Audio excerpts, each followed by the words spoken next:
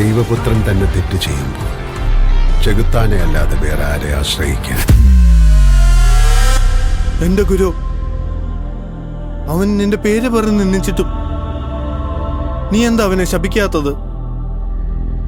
അരുമ ശിഷ്യന്മാരെ, ജോബിന്റെ പുസ്തകത്തിൽ വായിച്ചിട്ടില്ലേ?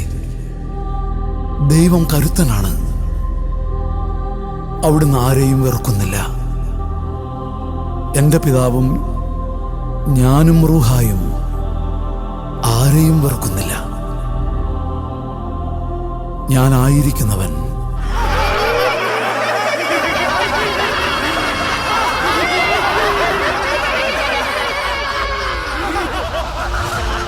വെറുപ്പും ഇരുട്ടും പ്രതികാരവും എന്റെ പിതാവിനെ അറിയാത്തവരുടേതാണ്. അവർ